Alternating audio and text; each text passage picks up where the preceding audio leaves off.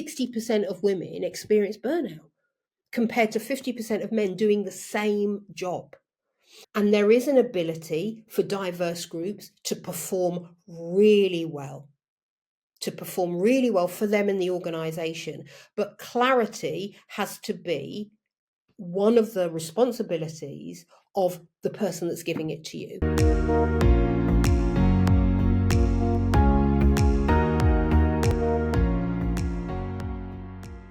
Hello, and welcome back to Unlock Her Tech, the safe space podcast for women in the tech industry. I am one of your hosts, Jen Carswell, and I am here with Ellie, a resident tech expert. How are you doing, Ellie?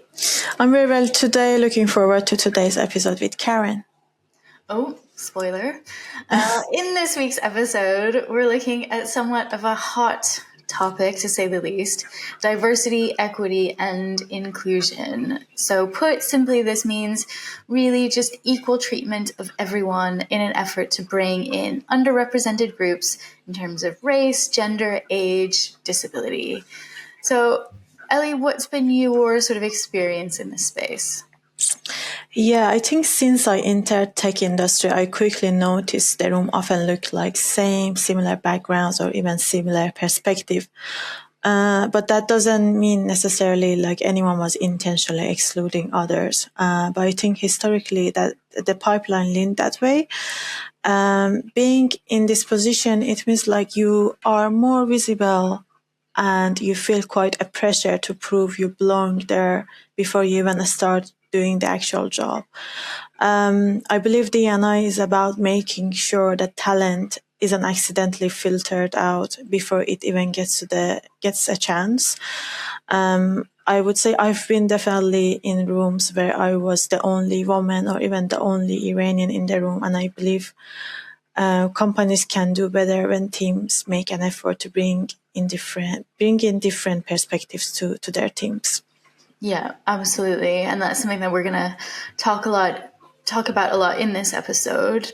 But first, it's probably worth mentioning that, nearly all big companies, they have until recently have had some kind of DE&I framework, so some sort of policy to bring these underrepresented groups into the business and make them feel welcome in whatever way that might be. So maybe quotas, positive discrimination, sometimes, less formal policies. And it's worth mentioning that has changed significantly over the last couple of years. And that is the result of a US Supreme Court decision in the United States that struck down an affirmative action policy in higher education in 2023. And since then, Donald Trump and his administration has very aggressively sought to undo DE&I policies in corporate America. Now, I know that a lot of our listeners will be concerned about this, and I know, Ellie, that you also have been worried about this. Yeah, definitely. It's worrying because I have this question in mind, like how companies can create fair opportunities with these policies. Policies can come and they can go, but then what matters to me, and I think the people like me, is whether talented people from different backgrounds can realistically get in and progress to similar opportunities that others are applying, or these policies might end up excluding some nationalities or background, like myself. It's worth noting that global companies follow the laws and the norms of the countries in which they operate.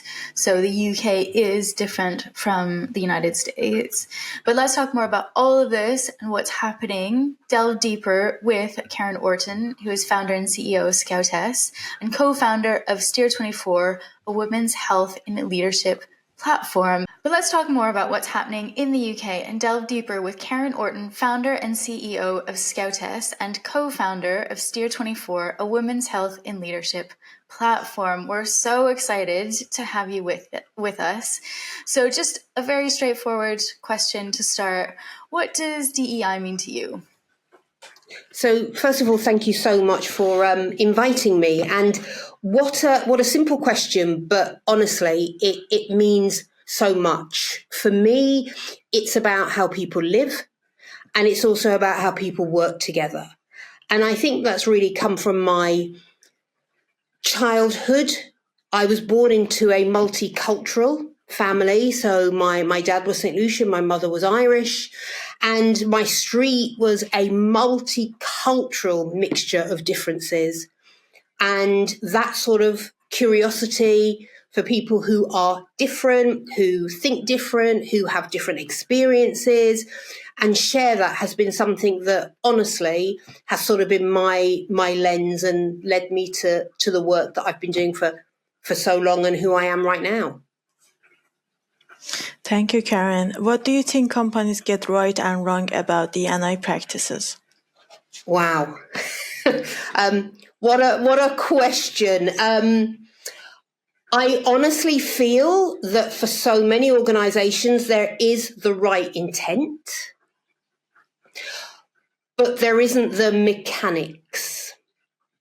So what I mean by that is there isn't the right structure or operating systems that do things like ensuring how are our recruitment practices fair? How do we progress or assess performance? Is there fair visibility for maybe high profile projects? And they are critical because DE&I should not sit in a HR function alone. It actually should be focused on performance assessment and systems that enable those incredibly talented individuals to have their capability seen and nurtured.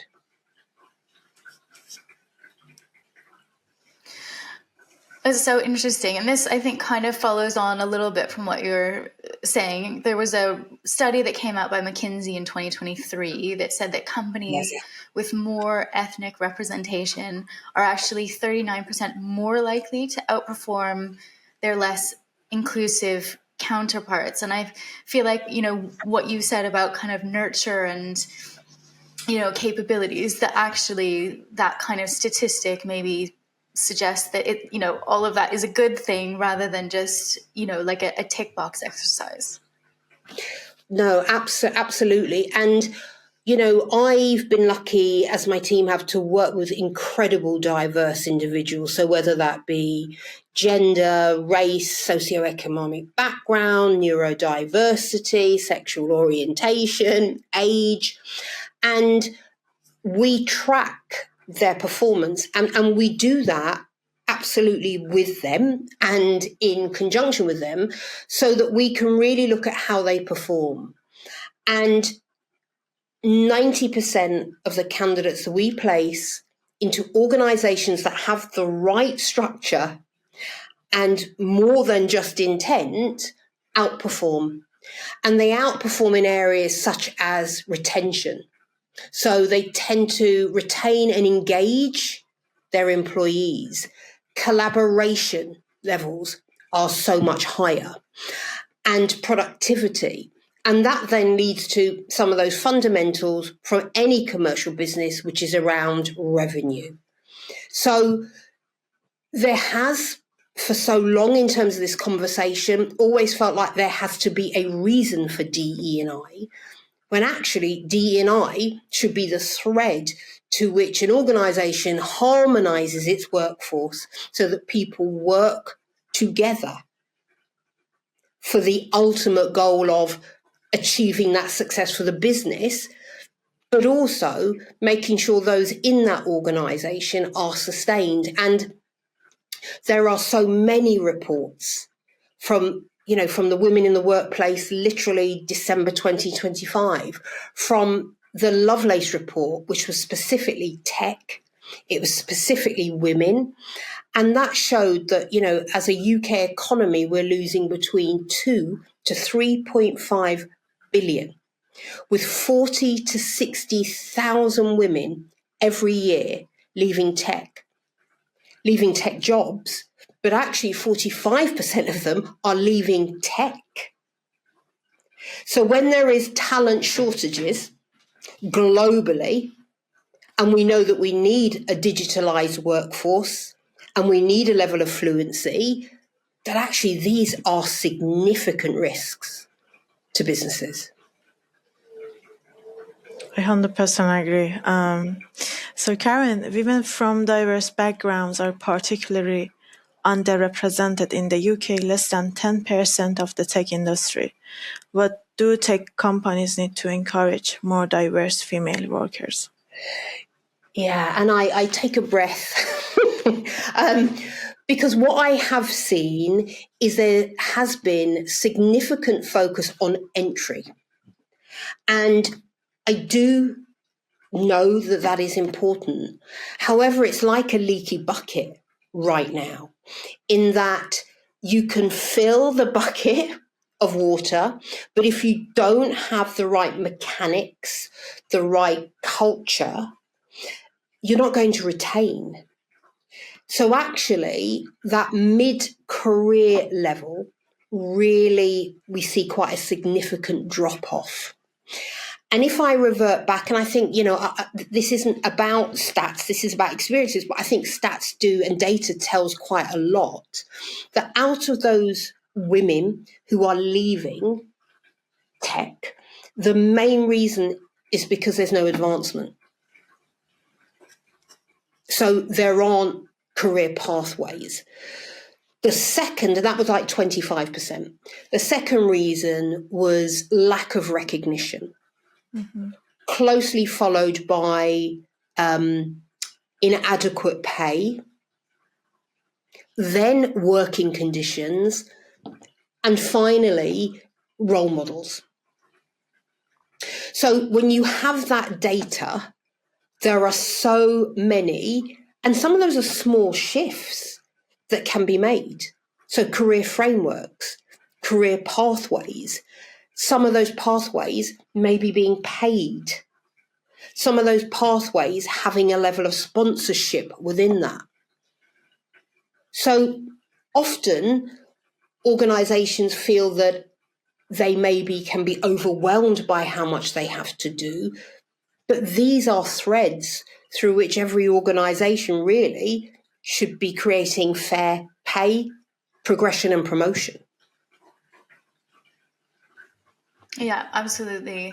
Broadening out just a little bit further, how does intersectionality between race, gender, disability, all of those sorts of things change the DE&I conversation in the UK around tech when you're sort of trying to include all of these groups? Intersectionality is so important because it brings an added layer, another level of dimension. And, if I think of myself, I am mixed heritage from a socioeconomic background. So the lived experience I have is really quite different to others. So the intersectionality piece is around having precision. It's around not making assumptions. It's around challenging, actually, thought processes and thinking and preconceptions even more because of the depth and richness that you may have within your organization. But answering that question sort of in a one-liner, it's understanding that actually different groups experience different challenges. And therefore, you need to have a really, really robust support system. If it's too narrow, there are just too many blind spots and people aren't included. Because for me, DE&I is a part of, and the biggest part is around inclusion. And that for me is the part where intersectionality, and if you respect those, if there's understanding of those, if you enable individuals to bring their full self and those different layers, you really can have that different thought process. So it's about having a sort of thinking more about the individual and having individually sort of tailored almost solutions rather than thinking of like this group is this and that group is that. Yeah, absolutely. And I think in what I've seen done not so well and well are, for an example, like resource groups. Yeah. So organizations absolutely want to create a safe space. They want to have an opportunity for individuals to share. But actually, if I think of what group do I choose? Do I go into the black group? Do I go into the white group? Do I go into the age group? Do I go into the socioeconomic group? But actually, how can I differentiate? Because each of those experiences and the conditions at which in an organisation I need to perform are going to affect me. So I absolutely believe, honestly, in those groups, but there then has to be a way that they come together so that you absolutely have the different layers of that thought process really feeding in.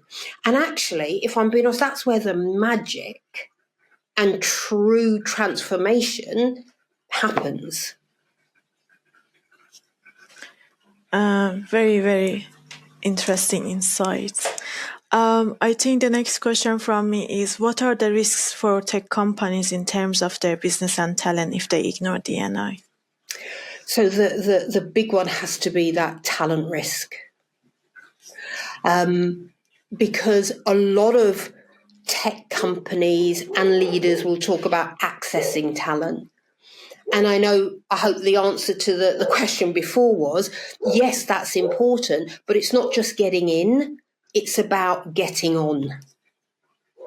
And it's about sustaining that talent. And actually, that's an area that organizations, I don't believe they forget, but there actually has to be a targeted approach around that. And we talked about that. And I shared some figures that are showing that organizations don't actually, because that's why women particularly are leaving. So that is one part, but there's a real reputational risk. If you think about the workplace from a generational perspective, there are now, for the first time ever, there are 5 different generations operating in a workplace. And each of those generations have a different, I suppose, expectation and perspective on that organisation. And if you think about that constant, we need more people, that generation absolutely do believe in collaboration. They believe in diversity of thought. They believe in showing up as yourself. So if you don't have that, then you've got a huge risk. But I also think there's a financial risk. 2 to 3.5 billion is being lost in the UK tech because the leaky bucket is getting leakier, if that's a word. It definitely is a word. You've alluded to this, but what's the risk, I guess, when businesses don't treat DEI as a sort of like core value, but rather more of a kind of box ticking exercise, but they don't really kind of, live it as a sort of like real corporate kind of principle? I think we definitely in the UK have had the flags flying, we've had the events, we've had the cookies, we've had the T-shirts, we've had the pens. Employees see through that. If I'm being honest, we've had the images on websites to show that maybe the workforce is more represented than it is when a candidate walks into reception. When they walk through, if they're not having a virtual interview, or they can see it from the panel. So it's actually about being really transparent. If organisations are looking at inclusion and D&I is a real part of it, and maybe representation is one, then be really open and honest to say, we're starting this journey. And be really honest around actually, there are going to be some challenges and some cultural integration that needs to happen, but I'm with you.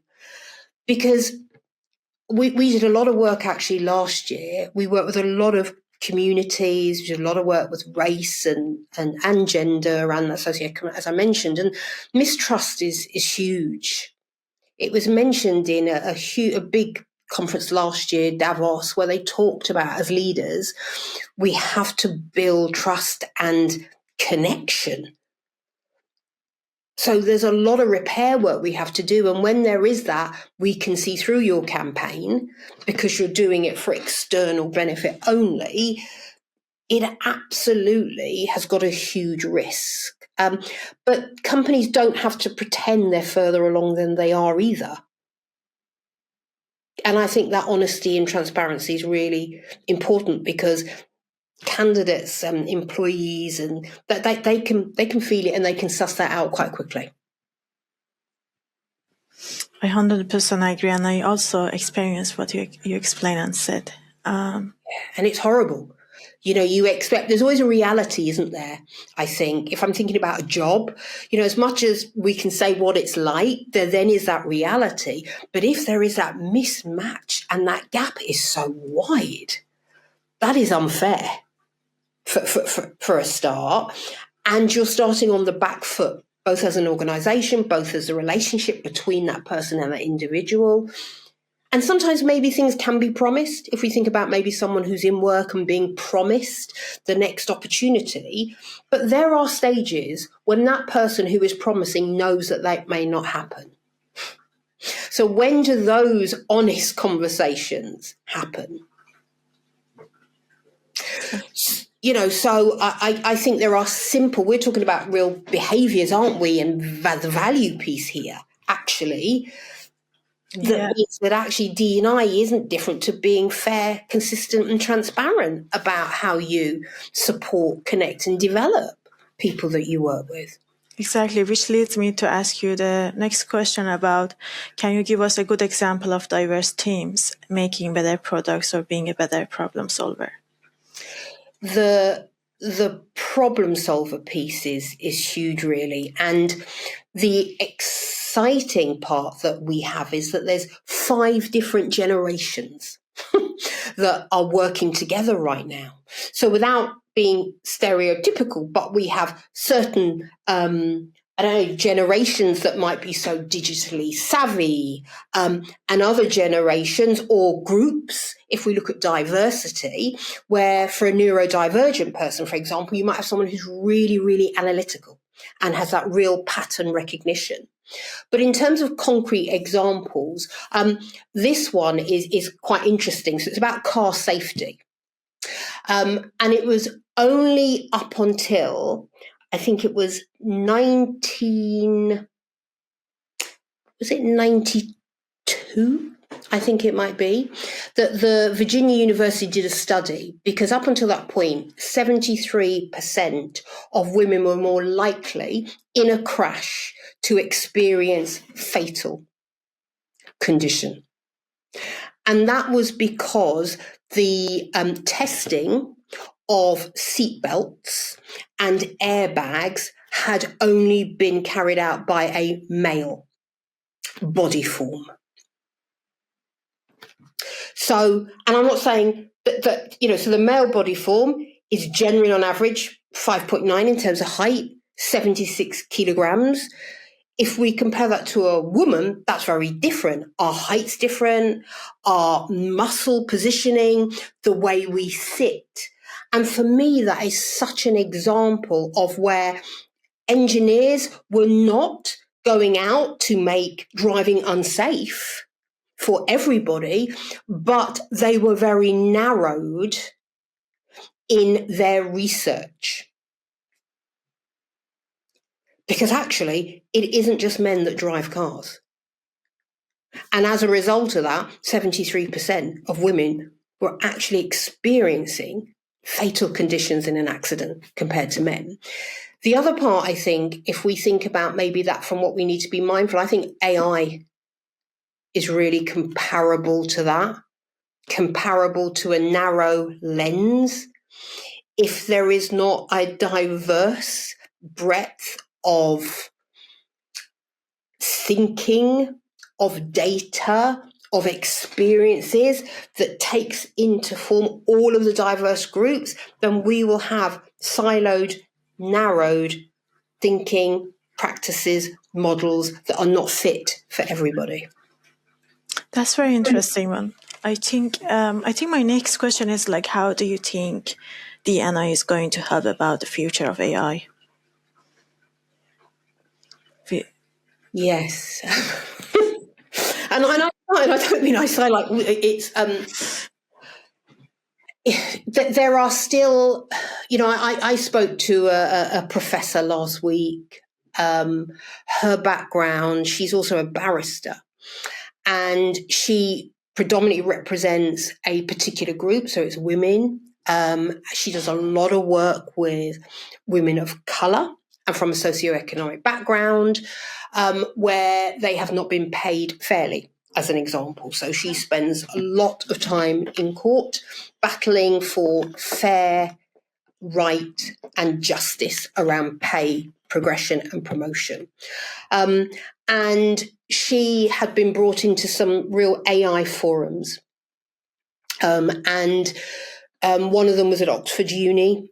And she was really talking about how the word I can only use, maybe because it's Friday afternoon, is scary.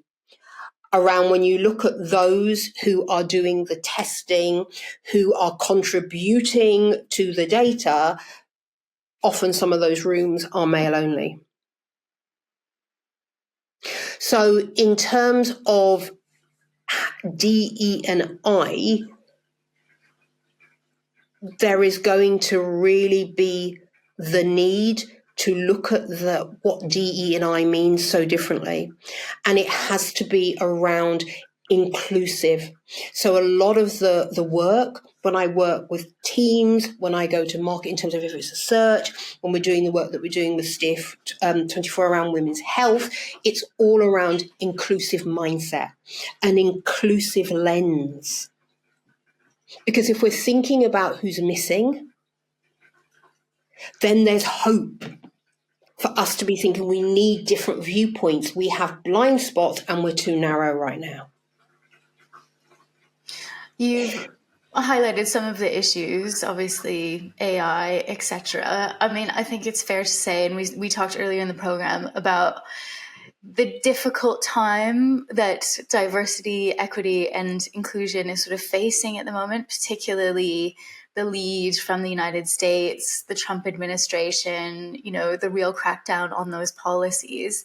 And I'm wondering, as somebody who works in this space, have you seen changes in the UK in response to that?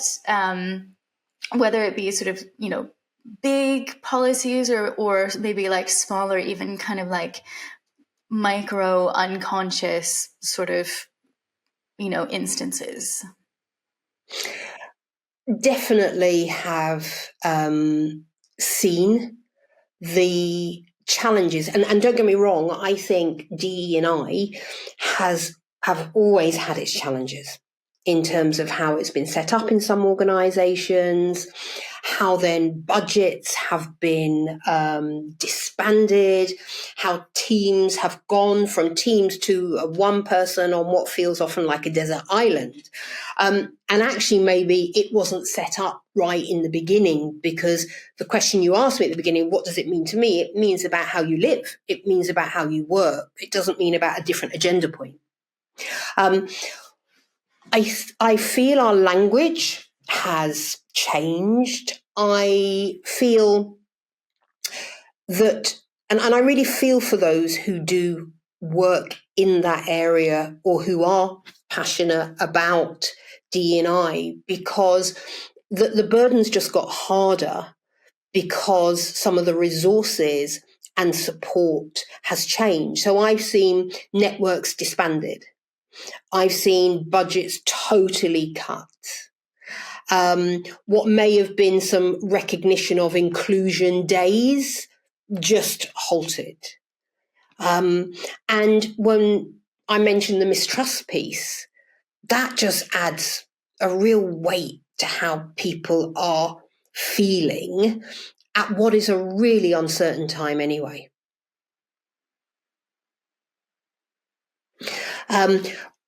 Has it been as extreme, maybe, as what we're seeing in the US, for example? No, but I still think sometimes the subtlety is never extreme. It's those small little shifts that you know something bigger is coming. But not for all organisations, and I have to say that. For those who have inclusion as part of who they are, and their DNA, they will just do what they need to do in a different way, because that's how the world goes in terms of budgets, and resources are constantly shifted. But there has been some real examples of where, 50% investment in women's programs, for example. And that's pretty huge when we know that there's maybe not being done or felt enough for those to progress. And then that is cut within an organisation.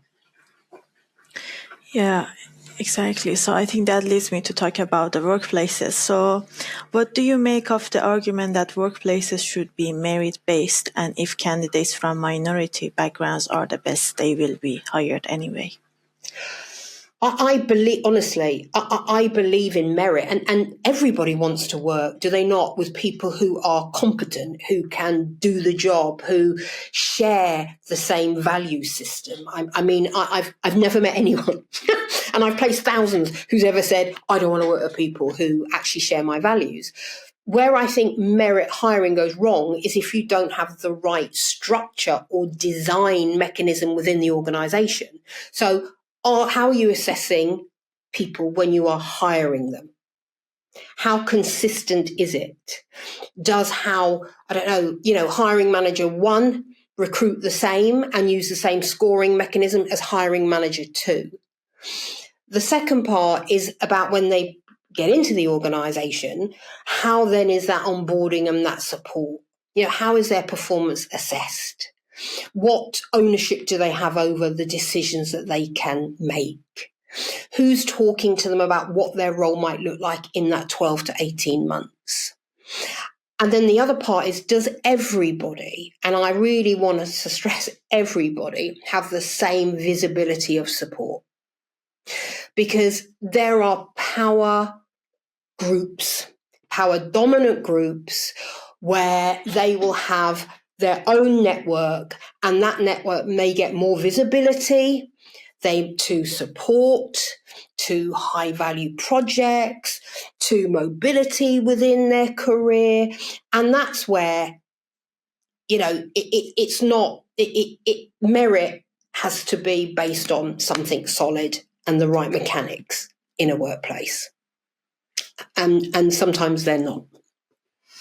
And support really is key, isn't it? Like, people, I think, sometimes underestimate that, you don't just get where you are in your career because you are the smartest or the most hardworking, or, nobody achieves. Certainly in my career, like, I know that I have benefited greatly from colleagues and friends, and, it is that support, whether you think of it as support or not, but that it is a really key part of your career. Absolutely. I think it's essential. And that's a real difference that I see between those who are getting to a level where they feel that they are contributing, their work's recognised, and maybe even thriving some days, and those not. And actually, I think there's a part that we have to play. We have to sometimes go find. We have to maybe at interview, for example, ask about the sponsorship. Because I think there's a real difference between mentoring and sponsorship. I also was lucky. I had a really good ecosystem and network I went to different people for different things, but the sponsor opened doors, had my back when I was in the room, opened up their network for me to have different types of opportunities, to talk to different types of people, and absolutely made sure that when there were these high value projects that had the exec exposure, I was in that conversation. And I honestly think it's so important. And you can get that sponsorship at whatever level you are, because there are some wonderful, as humans, we also are wonderful. Yeah, and can be kind, and people want to share. And, there are some great allies out there who want to be active, but they don't know how. This is how you can be, but we have to be a bit bolder. And I mean this in the right way, to say, this is what I need. It's not that I'm struggling, and maybe we have a mentor when we're struggling, or so, but actually, I have the capacity. And I think that's quite a different conversation and can be a wonderful journey for both. And we do have an episode on mentorship and sponsorship. So if anyone does want more information, then you can go and find that and, delve a bit deeper. So we've talked, a lot about, the issues around DEI. I mean, I have to say you're incredibly positive, which is, really quite a nice place to sit. And you've mentioned a little bit about, we're going to get into this sort of, what constructively can we do? Can we be thinking about how can we sort of help others as well? So within the sort of corporate company environment, you've alluded to it a little bit, but what are the things that companies need to do to foster like a truly inclusive environment where everyone thrives? They have to have impact.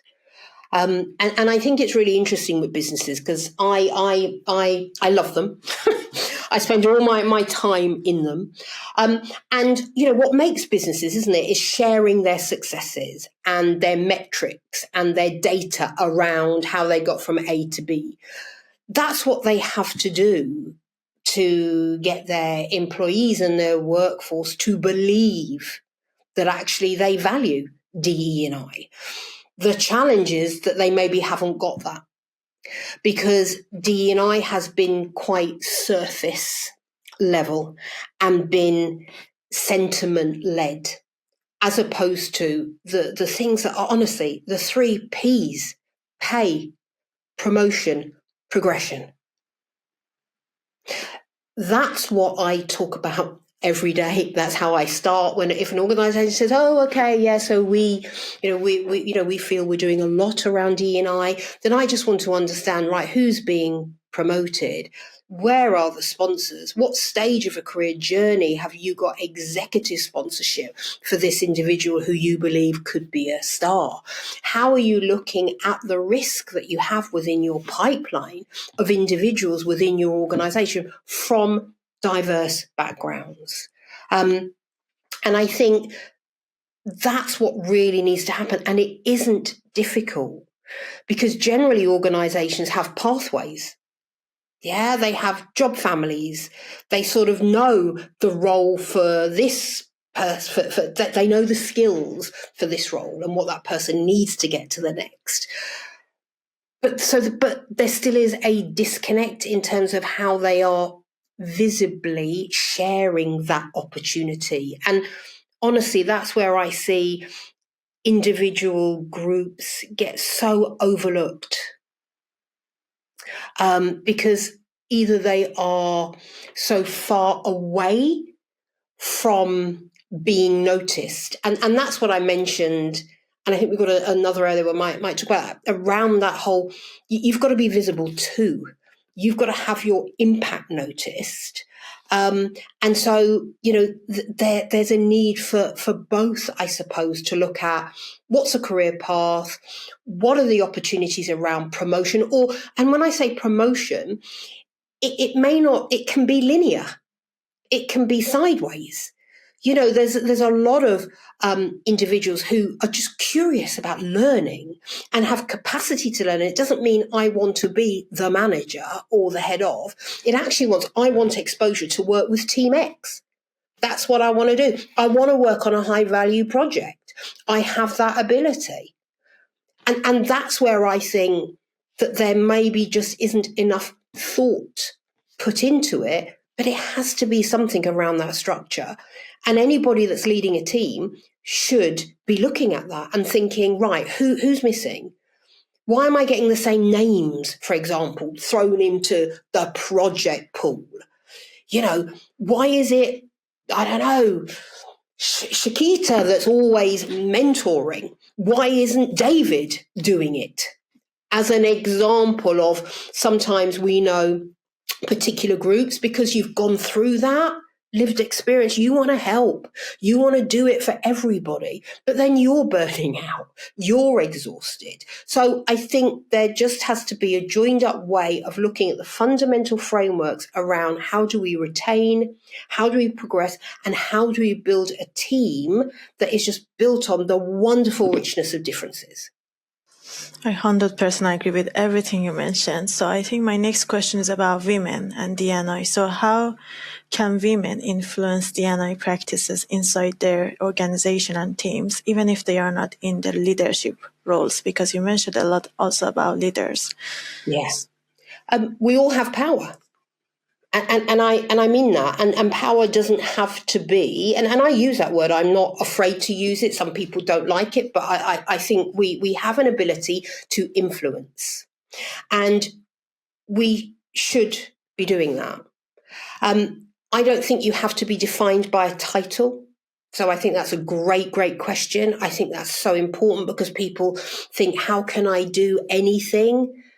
But actually, they can do so much. It's about questioning. If we questioned some of our processes, if we questioned some of the decisions, and I'm not talking about anarchy here. I'm talking about using and framing our language. And I do a lot of work with this, a lot of work with diverse groups in terms of how they show up. But actually, it's also about looking at little things that might happen. So someone's interrupted, as an example, in a meeting. We know that women tend to be more interrupted than men. So if that happens in my meeting, I wait till that person maybe is going to sort of say, don't interrupt me. But if not, I'll loop back. So, Sarah, I think you wanted to say something right then. Or I'd love my team then to say it. Or we circle back. So it's actually about having a strategic way of just calling it out in a way that is right for you and in the language that doesn't make it feel it's a battle. 100% agree. I think one thing that I want to mention is also title helps you to kind of push forward your ideas because people listen to you more when you are a leader. And when you are not a leader, maybe you can, influence others and you can,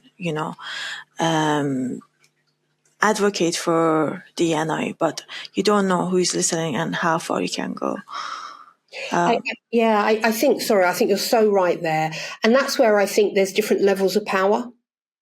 But I think we all have a level of power and a voice to be able to ask a question and look around and think who's missing, or know that we have someone who's neurodivergent, for example, and could be phenomenal in an analytical project, but just absolutely themselves doesn't maybe have the confidence, but we can support them.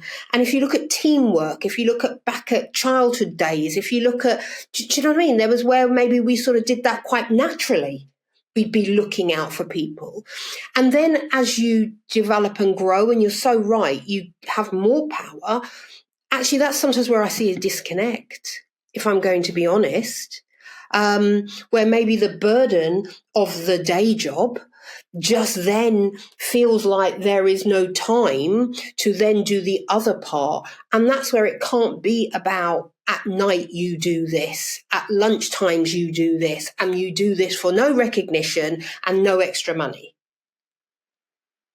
because that's where particularly diverse groups are getting fatigued, overwhelmed, burnt out, and maybe don't have, the same sentiment for what D&I should be about. Just be a good person, right? Like everybody's a human being. Yeah, just and it's so I sit in and hear how difficult it is, how fatigued, and you're like, really, to respect someone? Well, if it's difficult for fairness and to listen and to show some level of respect, then I don't think you should be in a human environment. Yeah, agree. In terms of being humans and respectful and having emotions, I know there are a lot of people who are feeling a bit worried right now because of what we've discussed, the state of diversity, equity, and inclusion. The sort of setbacks that we've mentioned. And I know in our team that we've had discussions, people are understandably, and I think, very worried, some of them, about what's going to happen. And so to those people who are feeling worried, what would you say to them? What would your advice be? It's such the role can be really emotional. And it often can be so isolated. So I think the first thing is, don't go into a battle or do it alone. I think there has to be a level of protection. I really mean that.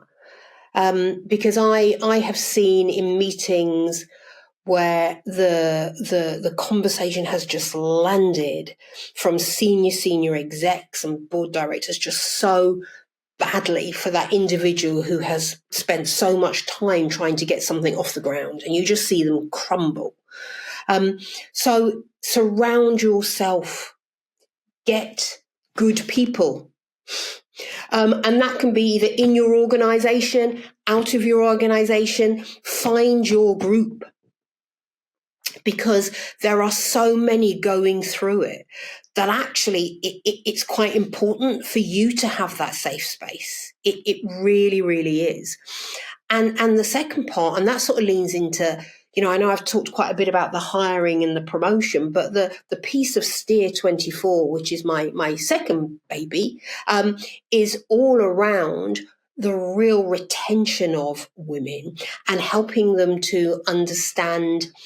Yes, organizations need to design. We've talked about it, structures and mechanics and fairness, but we also need to manage our energy. We have to manage our clarity and balance. And, one of the stats, and I want to throw this in because, our careers are 25% shorter. 25% shorter. We suffer more from chronic health conditions.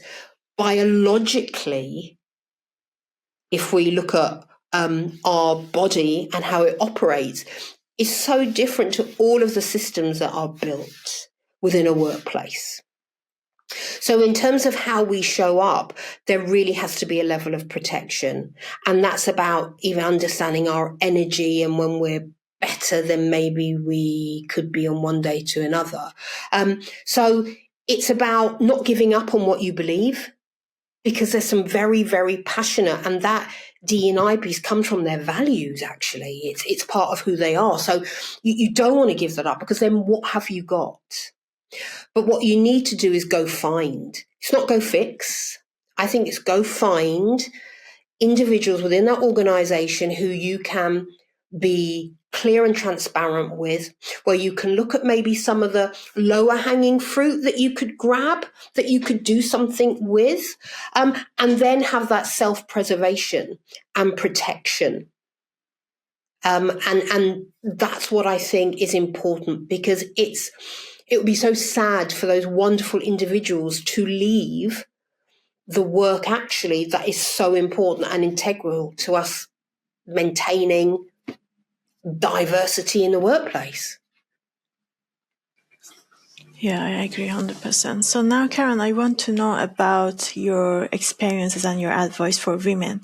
So when you encounter bias or micro inequities in your daily work, how do you think women can respond in a ways that protect their career and influence a change? And this really links back, honestly, to what I've sort of just talked about. We feel different at different times of the day, don't we? We feel different at different times of our months. We feel different at different life chapters as women. And so it's important that we understand when maybe is the right time for us to have what can often be difficult conversations. And I honestly do believe that we don't use that lens enough to think about, is this the day that I go and have the most difficult conversation that I need to? Because it doesn't matter if we don't have it that day. What matters is that maybe we have that conversation. Because we want to be true to ourselves. So language is a huge part. And that ability, and I've seen it done well and not so, to have difficult conversations about how someone has made you feel and why that's not okay and what you would like them to do differently. And then for them to go away and come back and affirm that they're going to do that. There's a real way of doing it, and there's a real way of not. And you also have to think about that individual. It seems more complex than it is, but I think it starts with what sort of state we are in. Because there's real tipping points, isn't there? And when you ask me the question about intersectionality, that can really manifest itself in different ways, because maybe that burden of experiences are magnified. They are 2 times, 3 times, 4 times, whatever they may be, because of the experience that person has had. So my advice is that it really is important for your own peace, which is important, to call it out.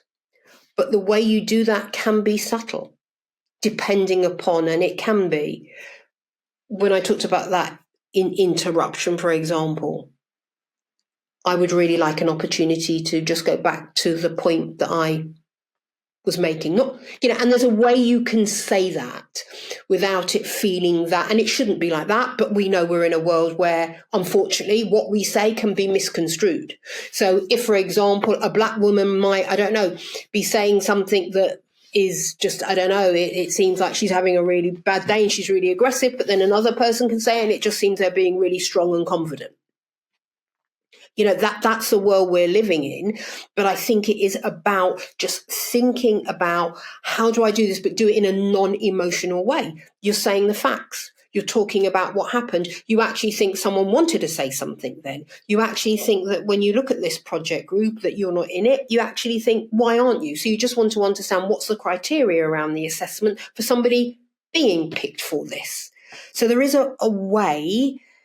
And I know, and I have to say these words, and it might feel like play, but we're in political environments. That's what workplaces often become. And so part of us, that's the toolkit that we really do need from quite an early, actually, from an early part of our career tenure, is how do we have those conversations? The right word, the right framing, bit of breathing, not emotional, on the right day. And wow, you'd be amazed when you then come out and actually think, wow, I actually really framed that. And I got them to not completely understand. And you're not even thinking for them to be empathetic. You're just thinking for them to think that wasn't right. That's really interesting. I know I don't have a particular problem with confrontation, but I know a lot of women do. And I am thinking of a very good friend of mine in particular.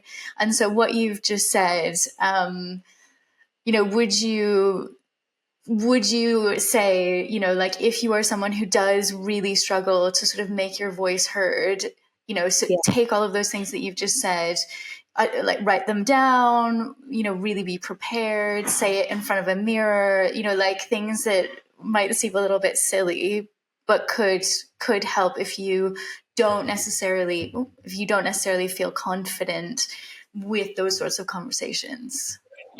Definitely. And I think, you have to practice, because each individual, no matter what role you have or how confident, it's going to be different, and you don't know how it will go. Yeah.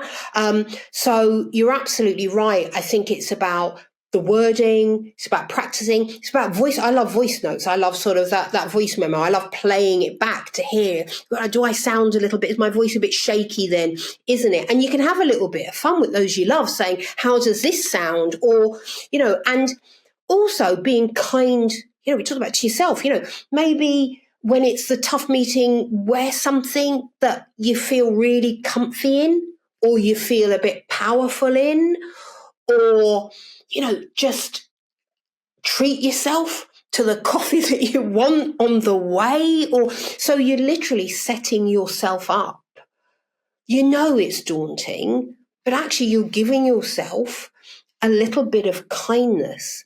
And if it goes, what's the worst it can go? The worst it can go is that you feel you let yourself down again. And that's just another cycle, isn't it? Just another cycle. But it's amazing when you do confront, and you're not, if you haven't done it before, you actually do have a level, and I'm saying power again, with that individual, because they wouldn't expect you to do it. And if you've practiced it, wow.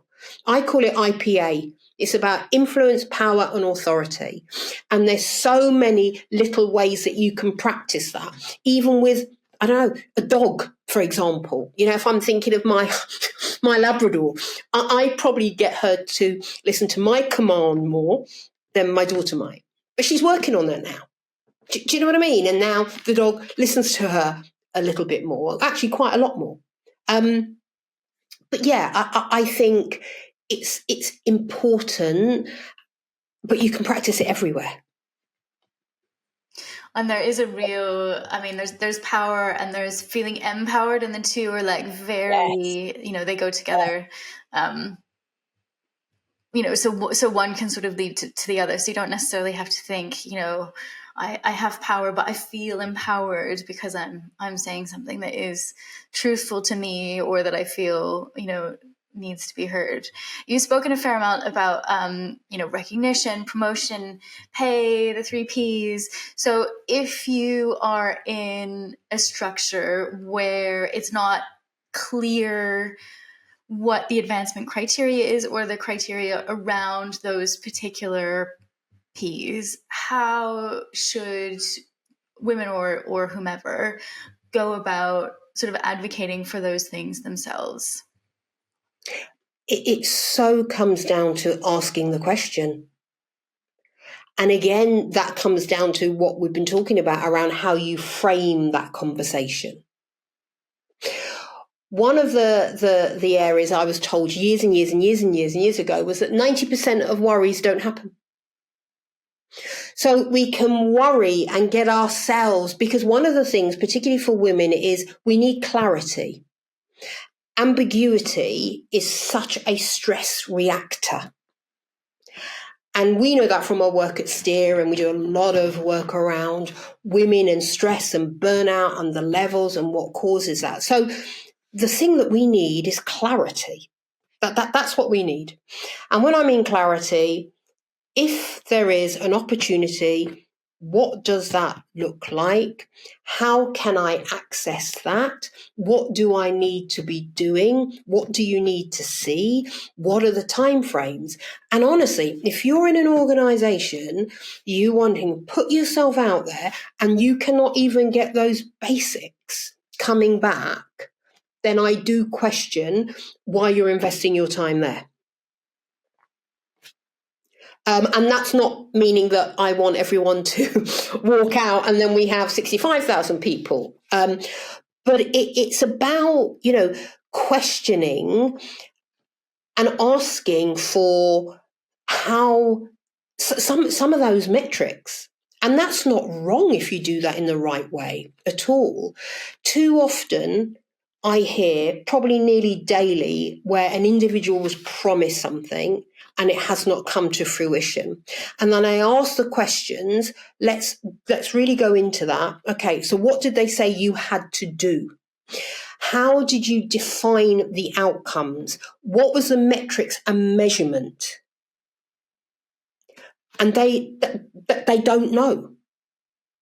Now, they did do a good job and probably do deserve that, but they have nowhere to go. When I mean escalate, I mean have that conversation to say, look, I've done it, but actually, where's the recognition? Where's the visibility of impact if actually you really didn't know how that was going to be measured? So that is really important. And I don't think women should steer clear of that. We need clarity. And that's where burnout actually happens, when then there's not clarity and you don't know if you're doing a good job, and then you don't get the feedback that you need, or the feedback isn't timely. And then, wow, it is just a circle. It's just an overwhelming feeling of just cannot cope. 60% of women experience burnout compared to 50% of men doing the same job. So there's a lot being carried every day, and there is an ability for diverse groups to perform really well for them in the organization. But clarity has to be one of the responsibilities of the person that's giving it to you. And if not, you need to ask them to go away and get that clarity. And I know that sounds, if I think of my early career, I was very, very clear around, this is what I need to do a great job, and you're going to benefit from that. I know that sounds, not putting myself up with any ego, and I really don't mean that. But I was very clear that if I don't get this back, then it might not be the right opportunity for us. And I see women do, and it's wonderful. I see diverse groups do it, and it is working. But for other individuals, it is so off the spectrum for them to have that type of conversation, which I understand. But there are extra questions when things are delegated, when you're asked upon, that you can ask. And if not your line, you can go to maybe somebody else who's done something similar, or who has been doing that role really well, because there are others that might want to help and others may not, depending upon what type of environment. Are you in a happy help environment or a toxic not so? And they're different kettles of fish, aren't they? And on clarity, this has been so clear and so insightful and so positive and affirming. And thank you so much for taking the time to speak to us today. It's just been so fascinating. So thank you for being with us. Oh, thank you. I've loved it. Yeah. Thank you so much, Karen, for joining us. So we're coming to the end of the episode. What an insightful conversation. So many takeaways from that. What I think I will take away the 3 Ps, and that that you don't have to fix everything. You can just try and do what you can, which I thought was just such a great lesson. What will you take away, Ali? Yeah, I think on the top of what you said, I understood from one of her answers, like also self-respect can also kind of indirectly goes towards DNI, because she said when someone interrupts you, just like make sure if they didn't say sorry or if they didn't like come back to you, just like continue with what you were saying. And one more interesting thing that she also mentioned was like when you are interviewing for a company, make sure to ask them the question that how they are going to support you for the next 2 years, how they are going like to, advocate for DNI and advocate for you, which shows who basically they are. And it seems asking questions can also help you to advocate for yourself and to advocate for D&I. I really liked her tips, and I hope the listeners also took away some tips and tricks for themselves. Yeah, absolutely. I think it's also good if you are someone who maybe isn't quite so good at voicing your opinion, or you feel like people are do interrupt you, as you said, that you go away and you think about how you can constructively come back and give your opinion and say what you think. I personally learned very early in my career that I would rather say what I thought than not say it and then be proved wrong. So I would rather just be like a bit of a loudmouth than to have to like not voice my opinion and come across as sort of wrong or incompetent. That to me, that trade-off wasn't worth it. But I know there are a lot of people out there who don't sort of see the world as I do. So I really thought that was great. As always, if you have thoughts on the episodes, things that you found helpful or that you are going to implement, please let us know. We're on social media, and we haven't had questions yet, but we would love to have some. So if you have any questions, our next episode will be about male allyship, and that is something that Karen sort of alluded to. So, please get your questions in if you have any, and we will try and answer them. As always, thank you for being with us. Keep the conversation going, and see you next time. Thank you, everyone. See you next time.